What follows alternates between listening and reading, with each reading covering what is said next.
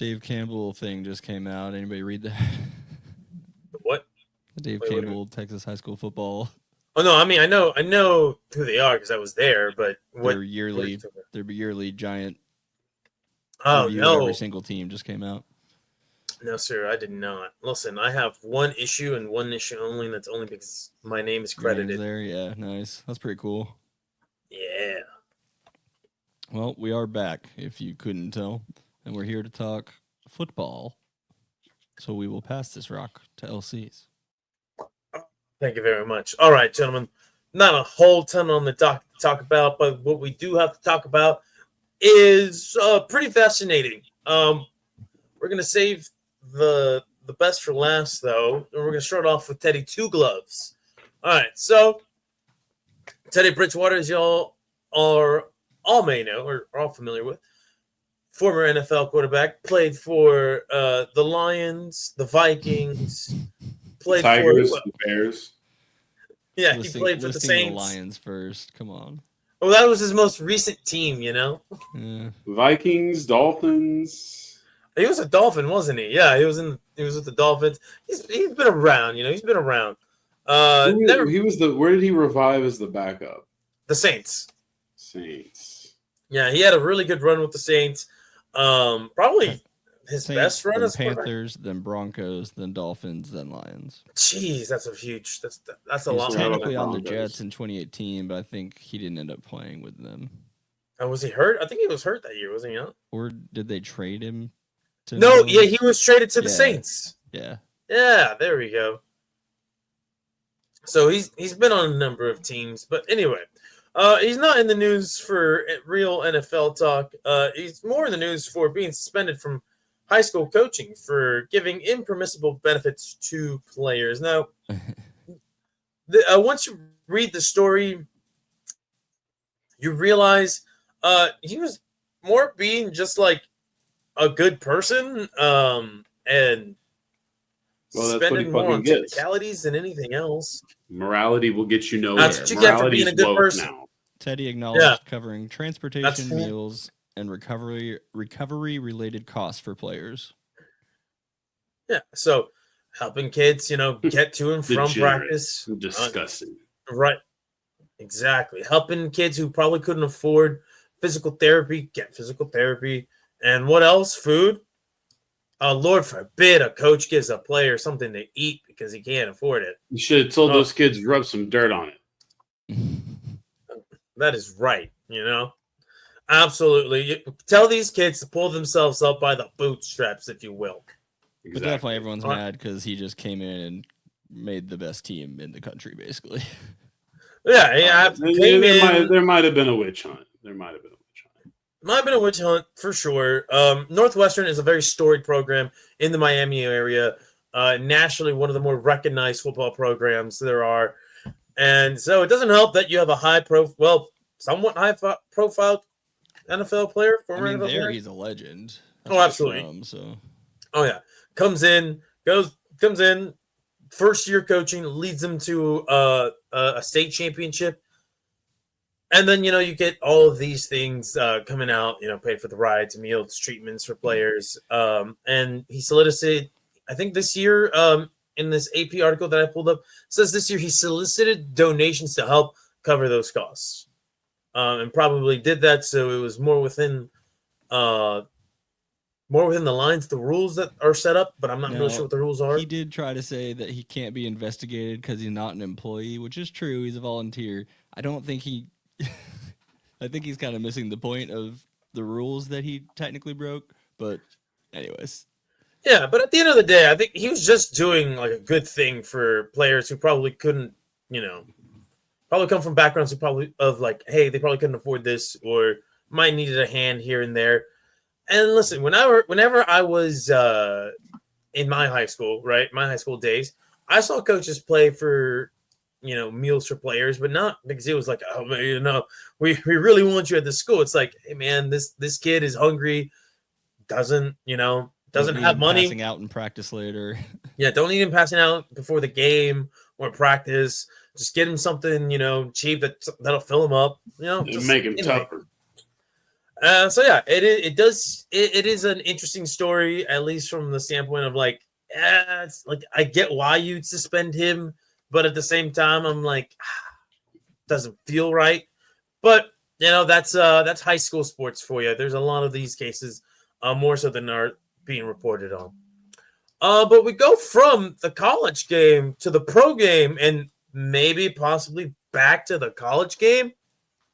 Shemar Stewart, you are the man of the hour, and precedents might be set here. Now, gentlemen, if you're unaware, Shemar Stewart remains the only first-round draft pick to not be signed by the team that drafted him in this year's 2025 draft. All right. Now, there has been a huge hang-up over the language in this contract that would essentially allow the Bengals to void out any guarantees after with the final of the final 2 years of his contract, if for whatever reason he's cut due to injury or other performance related issues. No other Bengals draft pick in the first round prior to that has had that stipulation in their contract. I believe that doesn't apply for second, third, fourth round picks, but those are those guys play by a different set of rules. Or have to adhere to a different set of rules than first-round draft picks. The Bengals are trying to establish a new precedent, and Shemar Stewart is saying, no.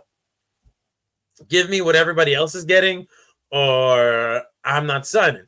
And now we're in a stalemate, gentlemen, because Shemar Stewart has been reported to be fully involved in workouts at Texas A&M, where he was drafted from. Now, Patrick, in our Discord, you mentioned, hey, you don't know how this is going to work for him because he can't necessarily return to college because he forfeits. Anybody who goes into the draft forfeits their eligibility regardless if they're drafted or not.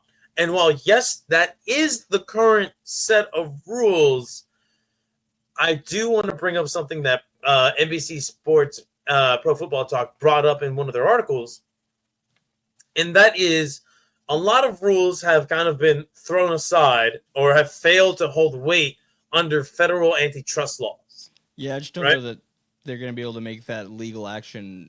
Like, he might change the rule, but he'll never get to play because it'll take too long in the courts to make that happen.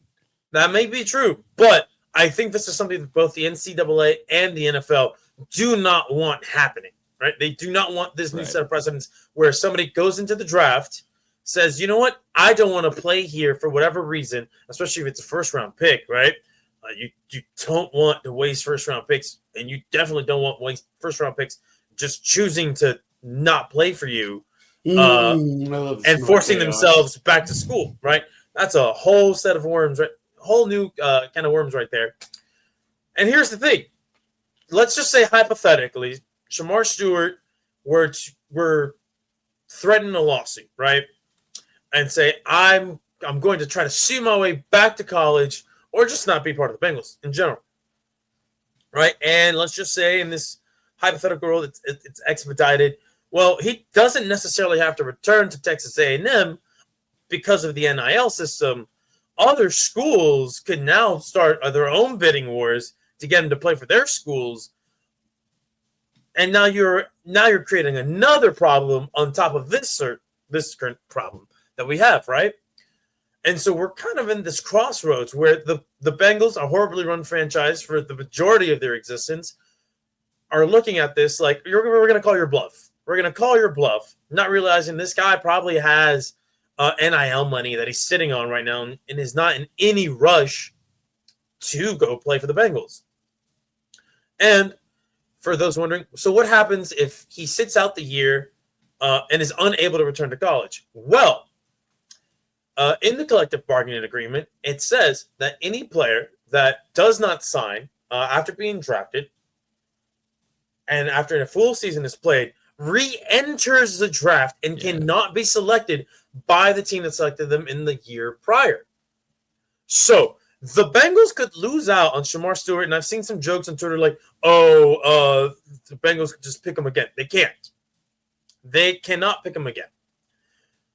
And so does Shemar Stewart possibly lose out on, millions of dollars in the long run because there's no guarantee that he is a first-round pick next year, especially if it sits out? Yes. But He does create new precedents, and the Bengals and the NFL look like fools, right? So I would not be surprised if there is some behind the scenes nudging from the NFL saying, get your shit together. We don't need this sort of precedence being started. But, gentlemen, I want to get your opinions on this, what you guys think about this situation. I think Shemar Stewart doing the right thing for himself. Fuck the Bengals for trying to create a new precedence with somebody. Like, hey, dog, y'all are a cheap organization. Stop trying to be so blatantly cheap and just pay this kid the money. But I don't know. That's just me. You guys tell me what you think. He should go to their players' association. They'll help them. Yeah. Oh, yeah. He's going to be so much help. Yeah, I will say that the thing about him practicing with A&M is a lot of guys still do that before they're actually join their team. But yeah, I mean he has the option of doing the CFL or the UFL. Well, for a year. Not really the UFL.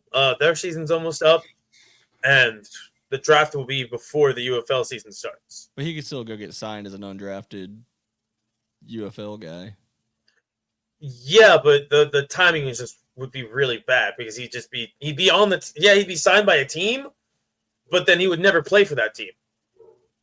Why not? Because the UFL season is in the spring. Well, that's what I mean. He just doesn't play in the fall because he can't go back to college, obviously. So but that would be this season. That would be you're talking about for this year, though. Yeah, and the UFL season's almost over, so there'd be. And I'm pretty sure next year he'd just go play there next year in the spring, and that'd be what he does. That'd be the next he plays. I don't think that would happen.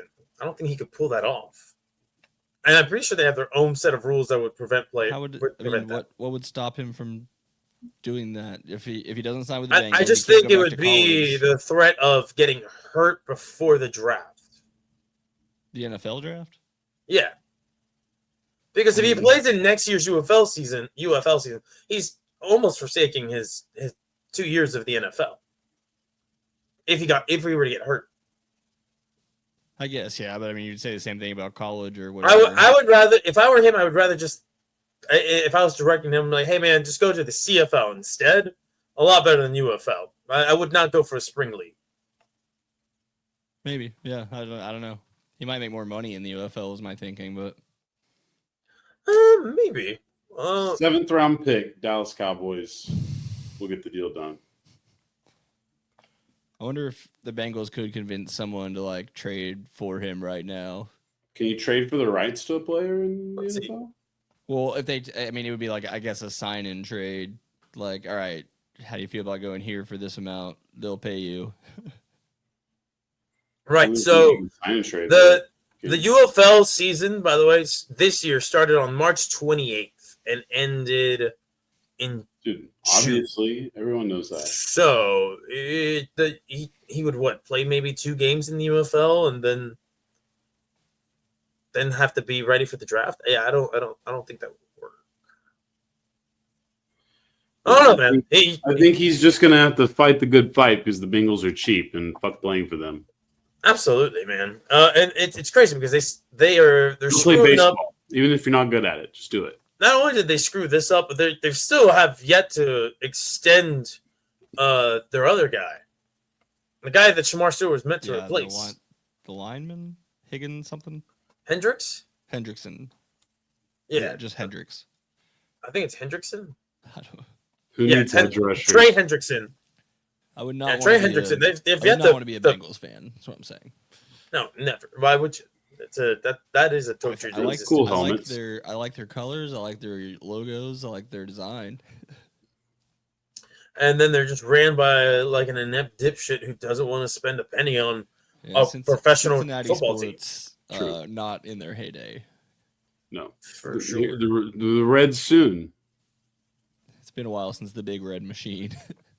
Yeah, I would say fight the good fight. What about the 2nd round picks? When are they going to sign? That's a great question. I don't think I've ever seen 2nd round picks this far into the offseason not signed. if I'm not mistaken, Well, 30 of Texans, 32 are yet to be signed. the Texans decided to be the brave and the bold. The Browns were like, "Hey, this is our thing. We do this," so they did it too. It's interesting. I wonder if this is like the Players Association's response to all that collusion stuff. Because it sounds like these guys, from what I'm seeing, are potentially, they're all holding out for more, not necessarily fully guaranteed, but basically fully guaranteed contracts than they ever had before. Yep. Yeah, and right now we have one of the two signed, right? Jaden Higgins from the Houston Texans. We heard two signing earlier. Yeah, he was awarded a fully guaranteed contract, the first for an NFL draft pick selected in the second round or later. Who did you have? So, Sorry. His name is Jaden Higgins out of Iowa State. Is now playing for the Texans. And so now this contract has apparently triggered a league-wide standoff. The Browns and sounded Schweissinger. So yeah, Shush, according to this Yahoo Sports article, agents across the league are now pushing for their second-round picks to get fully guaranteed deals, or at least more guaranteed money than the previous players in their draft slot from the year before. Show me Good the job, money. Pablo. And I guess PFT also for at least trying. Yeah. Yeah, and NFL training camp is about to start. So shit, 30 of 32. That's listen, when you get second round draft picks, man, you draft them with the intention that at least most of them, if not all of them, are competing for starting spots, right? Yeah, you're not really sitting second round draft picks. At least not for long. And so to have this many teams not have their second round draft picks, well, that's kind of crazy. We'll see how long it goes. Maybe it's just a blip. Maybe it's just the immediate reaction to the NFL's ass being on the fire for a little bit. Uncomfortable spot they're not used to. And they're like, damn, we're great at handling the domestic abuser stuff, but this is downright hard. Yeah, man, I'm very interested in to see how this plays out because I think the biggest second round draft pick, not by name, not by what they did in college, but what they mean for the team that they're going to play for. Tyler Shuck, right? He remains unsigned, and I think it is anticipated that he is the starting quarterback for the Saints in a rebuilding year. He's not signed yet. Don't worry about the no identity football team, okay? No, we're going to worry about this particular one because if this whatever this right? That's the domino, right? If this guy settles for less, I don't know how everybody else is going to fight the good fight. But if he stands his ground, and pushes for a fully guaranteed or a significantly higher guarantee than the second round pick in his spot from last year, hey man, you're going to start seeing kids sign left and right. But we'll see. We'll see what happens with this. I'm rooting for the players, never for the owners on this one. And the cool thing about them, the reason they're able to do this now, I guess, versus before is because pretty much all of them have some amount of NIL money they've made. It might not be as much, but it's some. If they're a second round NFL pick, they've been making some matters. NIL money. Yeah, man. And I think we talked about this a few weeks ago, but the NIL is forever changing the landscape of the draft for multiple reasons. Players can now legitimately afford to not play football for a year. They can afford to sit out of training camp. Quinn Ewers might have made more money in college than he'll make in the NFL. We'll see. Yeah. And so now you're getting to the spot where probably the leverage it slowly Howard Quinn is. And I mean he's with the Dolphins, but the leverage is slowly swinging towards the players, but not the current players, the future players, because of the NIL. Now, can the NFLPA capitalize on this? Probably not. They're inept, and the people running that show have their own agenda in mind that does not benefit the players. But should they be ousted? If you have a fraudster involved, you're doing what you need to do to succeed in America. Yeah. But should they be ousted, right? Should they get somebody who's actually competent? Quos. This is the recipe to run a team. Yeah. But we'll see what happens with the NFLPA. And in the future down the line. But what happens with these kids, these second round draft picks, it's going to be really fascinating, especially with training camp about to start, and we're only about 50 days away from the start of the NFL season. Yeah. Dang. Yeah. All right. Well, And last but not least, fellas, on the NFL Yeah. docket, we're talking head coach fight club. Now, Woo. people at home, tonight is not, or whenever you're watching this, is not the inaugural start of the head coach fight club. Rather, we are now talking about the new format for the head coach fight club to fit the current format of the show. All right, so let's talk about some of these changes. Firstly, I know a lot of y'all, I don't actually know if a lot of y'all like the losers bracket, but we're tossing the losers bracket out of here. All right, we only care about winners because winners dude, win. you only get one shot. Do not miss your chance to blow because opportunity comes once in a lifetime. Once Or once a year. If you're Depends hired on some an NFL coaches. team. Yeah, it depends on some coaches, right? Some coaches may only get once in a lifetime opportunity to participate in the prestigious head coach fight club. Now, what we're going to be doing is we're going to do the head coach fight club over the course of the next 6 weeks. All right. Week 1, we will announce we'll be doing the NFC in its totality, right? Only 4 men from the NFC will walk away representing their respective divisions. Bowling ball, Brian Dayball. Yeah. Bowling ball, Brian Dayball. You got no show. I'm just telling you, buddy. Week 2, we will be doing the AFC side. And then from week 3, we will have a proper tournament. It'll be 8 combatants, right? Week 4, week 5, week 3, week 4, we'll get through the first half of the bracket, the second half of the bracket. Week 5, we'll be doing the semifinals, and then finally in week 6, we will be doing the championship fight. All right, to announce who will be the head coach fight club champion. Now, I can't believe I forgot this was coming up. I could have prepped so much, and now I'm gonna. I got a lot What do you of work to mean? this week? Don't worry about it. All right. Well, listen. Production stuff. Production stuff. And listen, I know that in previous iterations of the Fight Club, we've gone super in depth, or as in depth as we can, with some of these fights. But do not expect that for the first 2 weeks, 3 weeks, maybe. But as it progresses, these fights will get more in depth. The scenarios that these guys find themselves in will be as ridiculous as you are used to. We're just condensing it to not be as long as previous years. But yeah, gentlemen, do we have any? We're gonna keep it tight. Gentlemen, do we have any questions that you may want to ask on behalf of our audience in regards to the Fight Club? Does Ghost Mike McCarthy get to officiate the fights now? Ooh, No. We haven't talked about referees in these. That's a cool, interesting side thought. I never really think about referees in fights. Like the WWE often does guest officials that are actual wrestlers or older wrestlers. How about this?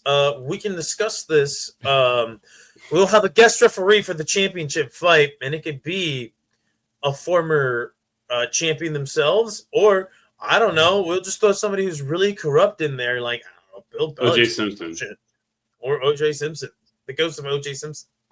The ghost of O.J. Simpson. The juice will be loose. The juice could be loose in the championship fight. Listen, this will be fun. This is my favorite thing we do, honestly. So I really look forward to this every year now. And no longer will you guys be put on the spot. No, you'll have some time to think about these fights. I do. Yeah, we're giving ourselves a little bit more prep time, which I think will be better for everybody. Yep. That's right. And, more time for me to rip off pop culture references. Yeah, and then it'll give me a chance to learn some things. Maybe Caesar will be like, "Hey, this week you guys were having a." This is why I can't be an improv comedian. A Texas death match. I was trying to think of something like niche, like yes, it'll be a horror anime fight, and then I got to look up horror animes and learn Russian about them. bare knuckle boxing. Whenever have you ever seen those clips where the Russian guys just go outside and just get down to it, and then they just get done and go pat each other on the back? Conor McGregor's thing is supposed to be?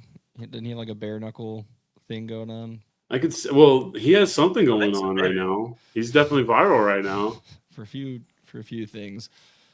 If you haven't seen Conor McGregor, in one clip appears to be obviously on some kind of amphetamine, and then in other news, the other worst person posted that he's been sending her unsolicited naked full body pictures and showed it to us.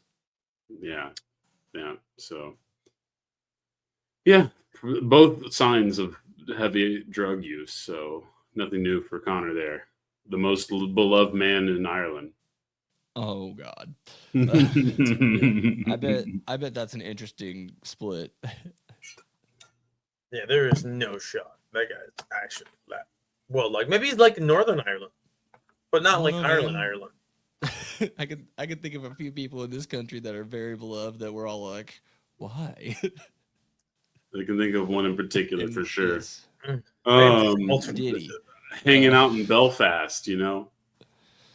There you go. Well, all right, y'all. That's all I got for the NFL. Stay tuned for next week's first round of the Head Coach Fight Club. Brian Day balls. I like trying to act like I can gradually increase this volume without accidentally spiking it every once in a while. I'm also trying to figure out if I know more than 6 NFL coaches off top right now. Well, I just put all the new ones on the sheet. Okay. Pete Carroll's still a coach, right? He's a coach again. In a new division. He's back.